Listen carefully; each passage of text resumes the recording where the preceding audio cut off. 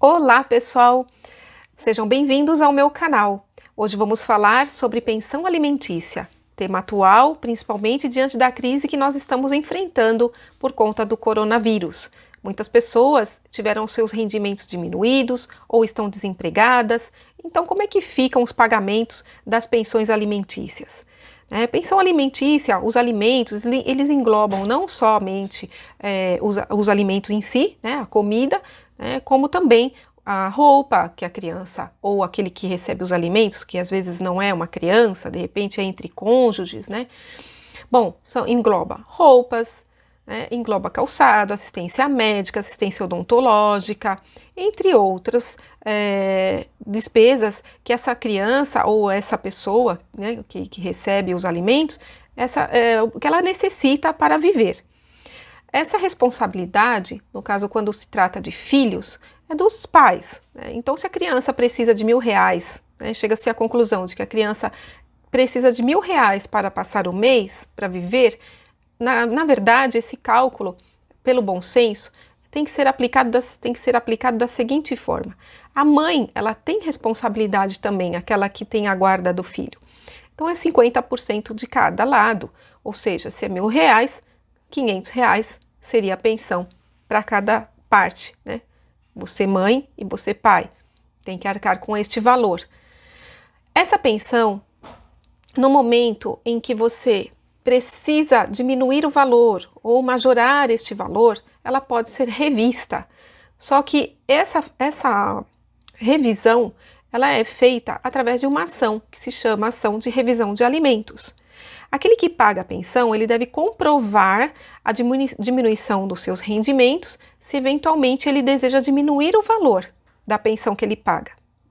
Por outro lado, aquele que recebe a pensão, se ele deseja ver esse valor aumentado, ele deve provar que a sua necessidade também aumentou. Mas sempre é observado o binômio necessidade e capacidade. Ou seja, capacidade de quem paga e necessidade daquele que recebe os alimentos. Então, nós estamos falando de pai e filho.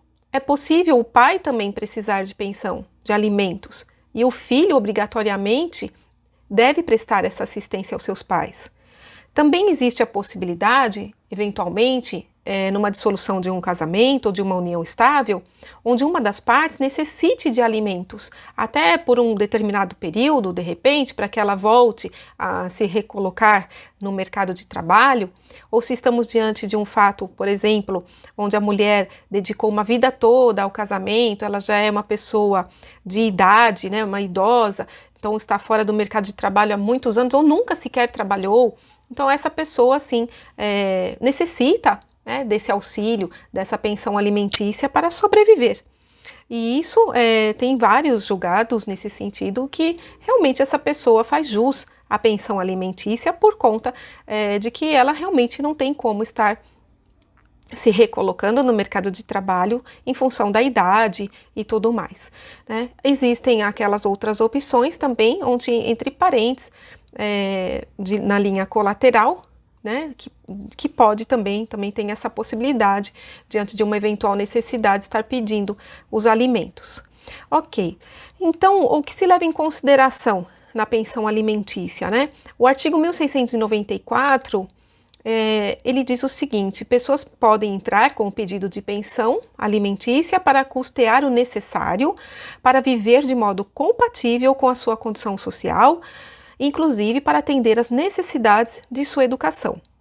Ou seja, a pensão alimentícia serve para dar ao requerente, aquele que pede, aquele que está pedindo os alimentos, a possibilidade de custear sua alimentação, sua saúde, o lazer, a vestimenta, a educação, lazer e demais custos de vida, não apenas a comida, como eu já havia mencionado.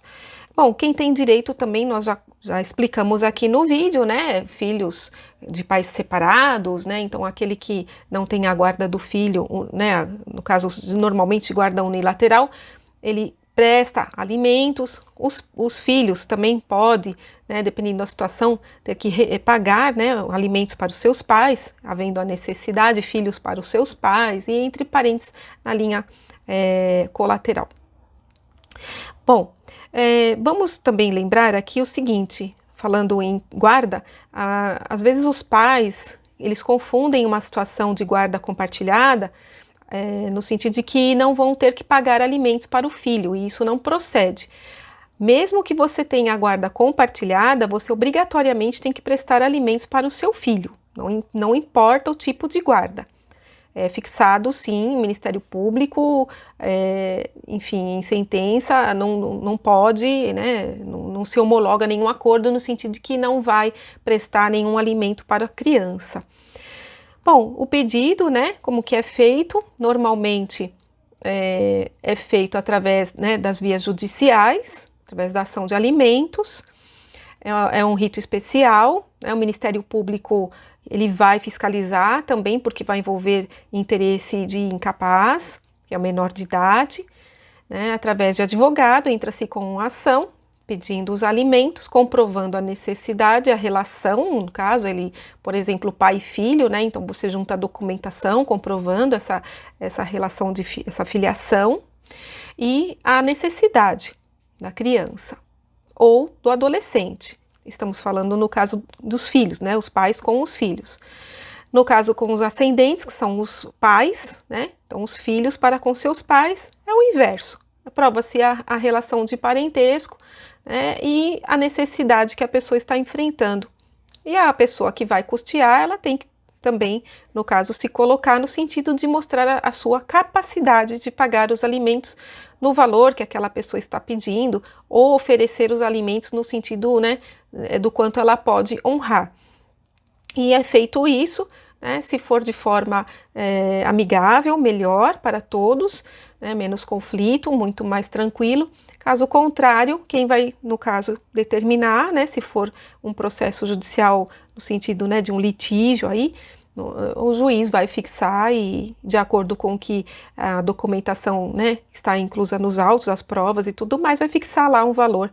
E assim, não existe na lei um percentual. Ah, tem que ser 30%, isso não está escrito, mas é muito comum que, dependendo, né, de cada caso, é um caso, vai se observar a necessidade daquele que realmente está pedindo os alimentos, né, qual a sua necessidade real, e a capacidade daquele que vai pagar, sempre observando esse binômio. Então, esses 30% que se ouve falar, né, nem sempre é estipulado em 30%, é visto cada caso em particular. Né? A pensão alimentícia, né, no Código de Processo Civil, né, como eu estava dizendo, pela lei dos alimentos, né, 5.478, ela é de 1968, essa lei, e também o novo código, que já não é mais novo, né, o de processo civil, na lei 13.105 de 2015, trouxe algumas mudanças aí nessa questão dos alimentos, né. Vamos ler aqui o artigo 911 do Código de Processo Civil de 2015, o juiz mandará citar o executado para em 3 dias, né, para que em 3 dias efetuar o pagamento das parcelas anteriores ao início da execução e das que se vencerem no seu curso, provar que o fez ou justificar a impossibilidade de fazê-lo. Então, ele, além disso, né, ele previu, o CPC, o Código de Processo Civil, ele tem a previsão de que o alimentante que não pagou, né, que não paga o que deve, ele pode ser o seu nome ter o seu nome negativado, ou seja, ele fica com o nome constando nos cadastros do Serasa, do SPC, e isso o prejudica no sentido de ter um crédito. Então, é uma forma de também fazer com que esse devedor de alimentos resolva essa situação, que ele pague, né, os atrasados e venha honrar com as parcelas que vão vencendo também. E o artigo 529, ele fala o seguinte: quando executado for funcionário público, aquele que paga a pensão e que está devendo, ele é funcionário público, militar, diretor ou gerente de empresa ou empregado, né, que é sujeito à legislação do trabalho, que é a CLT, né, aquele que é, neste caso, que tem essas funções aí, o exequente, ou seja, aquele credor aquela pessoa que está cobrando os alimentos, ela pode requerer o desconto diretamente na folha, né, de pagamento da importância da prestação alimentícia. Então é descontado diretamente em folha, não se discute e pronto. Vai ser descontado diretamente, vai ser debitado na conta do representante legal do menor e não tem erro. É uma forma também muito eficaz. Agora, quando a pessoa é autônoma, aí é mais complicado. Mas continuando aqui, para a gente não perder a linha do raciocínio, é a questão da estipulação do valor, como eu havia dito. A gente fala muito nos 30%, mas normalmente é observado o seguinte, a capacidade e a necessidade. Então, vou dar um exemplo aqui. O pai ganha 10 mil reais, tá? A criança, que é a criança que vai ter direito à pensão alimentícia, ela tem 6 meses de idade. Como é que pode uma criança de 6 meses de idade receber uma pensão de 30% de 10 mil reais, que são 3 mil reais? Essa criança não precisa de 3 mil reais agora, nesse momento da vida dela, salvo se ela tiver algum problema complicado aí de saúde, que demanda, de repente, maiores gastos. Mas dentro de uma situação normal, a criança com saúde, tá tudo bem, enfim, não tem porquê. Então, tudo isso é observado. Aí não vai fixar os 30%, seria fixado, de repente, um percentual menor. E depois essa pensão vai sendo revista, né? Vai sendo atualizada e vai ser de acordo com a criança vai crescendo, vai necessitando de outras coisas, de cursos, enfim, e aí sim vai se adequando. Ok? E até quando que a gente... Ah, mas eu vou pagar pensão até quando, de repente, né? O que paga, o pagador de pensão. Até quando que vai ser paga essa pensão? Bom, a pensão, ela é paga até a maioridade. Porém, se a criança, atingindo aos 18 anos, mas ela atingiu a maioridade, mas ela está estudando, está fazendo um curso técnico, tecnólogo, ou um curso profissionalizante, ou um curso a nível superior, o pai tem que continuar pagando a pensão até os 24 anos dessa criança, 24 anos de idade dessa criança, desse adulto depois, né? Para que ele tenha garantido a sua formação. Mas é só uma graduação. Não significa que, então agora vou fazer outra faculdade, porque assim meu pai continua pagando pensão. Ou então, vou fazer pós-graduação, entendeu? Ou fica lá, não passa, né, faz uma faculdade e repete de semestre, né, e vai ficando. Não é dessa forma, é somente uma graduação e tem um limite, até os 24 anos de idade. Bom, com relação à revisão e exoneração da pensão alimentícia, rever significa aumentar ou diminuir o valor. Exoneração significa não pagar mais. Como que se faz isso? Através de ação judicial. Nada disso é feito de forma automática e nada disso é feito sem ser formalizado. Até porque aquele que não pagar, né, mesmo assim, por conta da maioridade, não paga mais a pensão, então ele está devedor. Ele tem que sim fazer o pedido de exoneração comprovando seus motivos. E aquele que deseja aumentar ou diminuir também, através de provas, entra-se com uma medida judicial para aumentar ou para diminuir a pensão alimentícia. Isso tudo vai ser verificado para que se possa decidir no final. Bom, com relação às punições previstas pela falta de pagamento, o caso alimentante não haja de acordo com o que foi combinado, com o que foi estipulado em sentença, né, no título executivo judicial, ele deixou de pagar o valor que ele deve e o devedor, no caso, ele vai poder ser o quê? Punido, obviamente.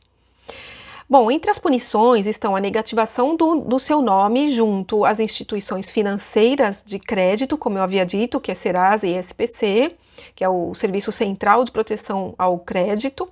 A penhora de bens também é um outro tipo de penalidade, a penhora de bens, para que o pagamento da dívida, né, e até, no caso, né, a prisão civil, que é aquela prisão até 3 meses em regime fechado.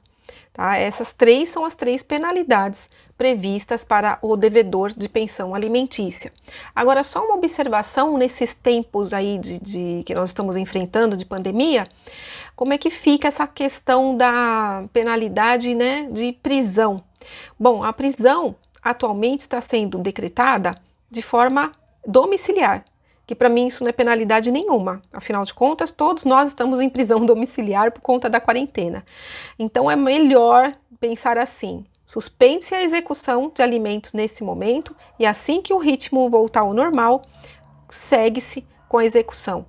Porque hoje a pena de prisão é a que vai ser determinada e isso não é penalidade nenhuma, não vai ajudar em nada no sentido do devedor honrar com o pagamento da dívida. Bom, uma outra situação que é importante observar: se se tratar de um alimentante que tem registro em carteira, por exemplo, como nós estávamos dizendo, é melhor que você não peça pela pena de prisão a sua execução e peça sim a penhora de bens, porque afinal de contas ele tem patrimônio, ele trabalha, ele não vai fugir, né, digamos, né, entre aspas, mas é uma realidade, como aquele que de repente, aí infelizmente existem muitos casos, né, onde a pessoa não tem vínculo trabalhista, não tem como você procurar bens no nome dela e ela dificulta uma execução de alimentos. Então, nesse caso, sim, eu concordo a pena de prisão, em primeiro momento pensar já na pena de prisão. Caso contrário, sempre tentar através da penhora de bens. A diferença entre alimentos provisórios e alimentos provisionais. Os nomes são bem parecidos, o que acaba deixando muitas dúvidas entre as pessoas. Então vamos falar um pouquinho sobre esses alimentos provisórios e alimentos provisionais. Tanto um quanto o outro são formas de garantir o valor da pensão enquanto o processo judicial está em trâmite, está correndo o processo. Então tanto os provisionais quanto os provisórios são formas de garantir esse pagamento de uma pensão. Porque, a princípio, é fixado um valor que é provisório, para depois se decidir o valor realmente da pensão alimentícia, que vai ficar fixado lá e vai ser aquele valor depois definitivo. Claro que, obviamente, ele é atualizado e tudo certinho. Então, quanto aos alimentos provisórios, no caso, na hora de fixar, também tem que se comprovar a necessidade daquele que recebe e a capacidade daquele que está pagando. Então, tem que comprovar também o reconhecimento do vínculo entre o requerente e o alimentante, ou seja, que é o grau de parentesco, né? Tem que se comprovar isso nos autos também, no processo, né? Para provar a relação que existe entre essas partes. Agora, os provisionais são pedidos de alimentos quando o requerente não pode esperar o trâmite do processo para receber esse valor. Então, não dá para ele esperar o trâmite processual, que geralmente demora, então não tem como ele esperar, pois o pagamento tem que ser assim, imprescindível para a sua sobrevivência, para o seu sustento. Então, aí no caso, estamos diante dos alimentos provisionais. Mas nesses dois casos, o pagamento também é provisório. Por quê? A princípio é fixado o valor, alimentos provisionais, né, ou provisórios. Os dois, eles não são definitivos. A princípio ele é fixado em um valor e depois vai ser decidido realmente no final do processo, é que vai dizer realmente qual será o valor que tem que pagar de pensão alimentícia. Então vai definir isso no final do processo. A diferença de um e do outro é que os alimentos provisórios e os alimentos provisionais, a única coisa que diferencia nesses dois tipos de alimentos é a sua urgência, tá? Agora, como eu disse, a guarda compartilhada, né, só para lembrar, existe sim o dever de pagamento de pensão alimentícia, não se exime, muitas pessoas confundem, muitos pais querem a guarda compartilhada achando que não vai ter que pagar a pensão. Isso daí não existe, é um dever, tem que pagar a pensão sim, para auxiliar no pagamento das contas, no sustento daquela pessoa que recebe, no caso a criança, né, que recebe os alimentos, ela necessita sim desse auxílio de ambas as partes, do pai e da mãe. Bom, quando o pai,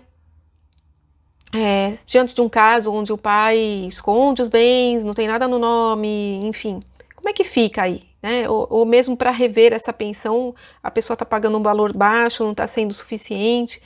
Nós temos uma teoria no direito que se chama teoria da aparência. Essa teoria,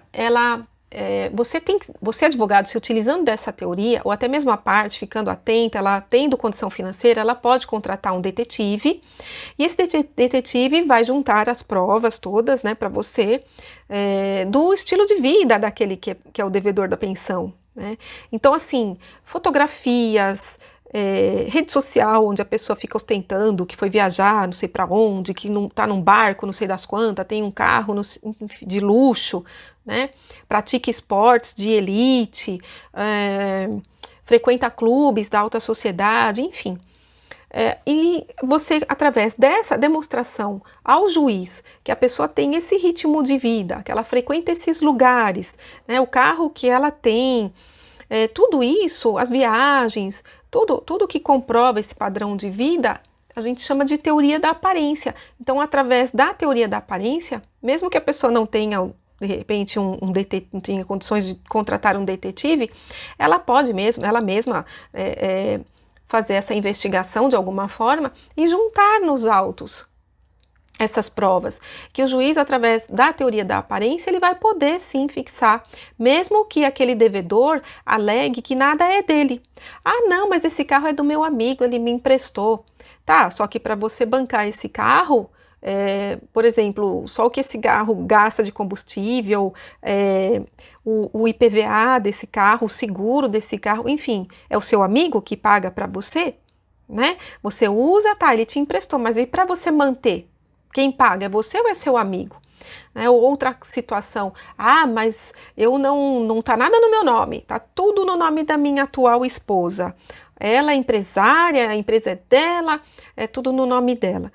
Tá bom, então você vai verificar, vai descobrir o regime de bens desse novo casamento que esse devedor tem, porque através do regime de bens, se realmente se ele se casou, por exemplo, né, com regime de comunhão parcial de bens, 50% é dele. Então, ele vai ser condenado a pagar os alimentos. Então, tudo você preste muita atenção, eu digo principalmente ao credor, né, no caso, para conseguir fazer valer o seu direito, mesmo que esse alimentante, né, venha alegar essas situações aí que nós acabamos de conversar aqui. Bom, pessoal, a princípio o vídeo ficou longo, mas era isso que eu tinha para dizer para vocês. Agradeço a atenção de todos, fiquem com Deus e até o próximo vídeo.